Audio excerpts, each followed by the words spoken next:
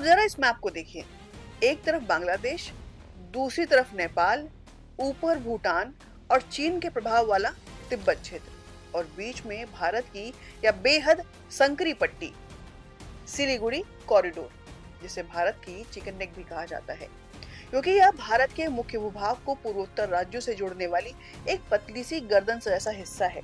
चिंता की बात यह है कि यह कॉरिडोर कई जगहों पर सिर्फ 17 से 22 किलोमीटर चौड़ा है, जबकि इसकी लंबाई 60 किलोमीटर तक है। यानी एक इतनी संकरी पट्टी जिस पर भारत के 8 पूर्वोत्तर राज्यों, लगभग 4.5 करोड़ लोगों, सैन्य रसद और रणनीतिक कनेक्टिविटी की बड़ी जिम्मेदारी टिकी हुई है। और शायद यही वजह है कि आज भारत इसे सिर्फ एक सड़क नहीं बल्कि राष्ट्रीय सुरक्षा के केंद्र के रूप में देख रहा है। तो फिर चलिए आज इस वीडियो के जरिए इसे पूरी डिटेल में समझते हैं। दोस्तों, हाल ही में पश्चिम बंगाल में नई सरकार बनी और सरकार बनने के बाद इस क्षेत्र को लेकर के बड़े फैसले लिए गए। 7 राष्ट्रीय राजमार्ग केंद्र की एजेंसियों को सौंपे गए और बीएसएफ को अतिरिक्त जमीन देने का निर्णय भी लिया गया। सिक्किम, अरुणाचल प्रदेश, असम, मेघालय, नागालैंड, मणिपुर, मिजोरम, त्रिपुरा, इन 8 राज्यों तक सड़क, रेल, बिजली, जरूरी सामान और लोगों को आवाजाही मुख्य रूप से इसी रास्ते से होती है। और इतिहास की बात करें तो भारत की आजादी से पहले यह चिकन नेक कॉरिडोर था ही नहीं, क्योंकि आज का बांग्लादेश उस समय भारत का हिस्सा था। लेकिन 1947 के बाद जब पाकिस्तान बना और पूर्वी पाकिस्तान अस्तित्व में आया, तब रास्ता बहुत संकरा हो गया और यहीं से भारत की चिंताएं शुरू हो गईं। हालांकि अब यहाँ से रेल भी गुजरती है और सड़क भी है। फिर सवाल ये है कि आखिर ये इतना संवेदनशील क्यों है? तो इसका पहला कारण है राष्ट्रीय सुरक्षा।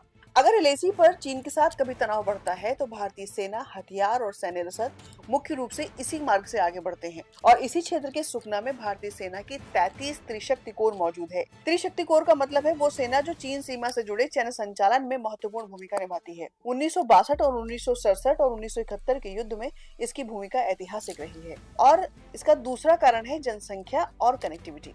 पूर्वोत्तर के 8 राज्य भारत के कुल क्षेत्रफल का लगभग 8% हिस्सा है और यहाँ करीब 4.5 करोड़ लोग रहते हैं। और अगर इस रास्ते में बाधा आती है तो असर केवल सेना पर ही नहीं पड़ेगा, बल्कि सड़क, रेल, बिजली, व्यापार और करोड़ों लोगों की जिंदगी प्रभावित होगी। इसका तीसरा बड़ा कारण है भारत की एक्ट ईस्ट पॉलिसी। दरअसल भारत 2014 से दक्षिण पूर्व एशिया के देशों म्यांमार, थाईलैंड और एशियान देशों से संपर्क बढ़ाने पर जोर दे रहा है। ऐसे में पूर्वोत्तर भारत की मजबूत कनेक्टिविटी जरूरी है। और अब हालिया सरकार द्वारा लिए गए फैसले को समझिए। पश्चिम बंगाल ने 7 राष्ट्रीय राजमार्ग NHAI और NHIDCL को सौंपने का फैसला किया है। इसका उद्देश्य नई सड़क बनाना नहीं बल्कि चौड़ीकरण, बेहतर प्रबंधन और तेजी से इंफ्रास्ट्रक्चर डेवलपमेंट करना है।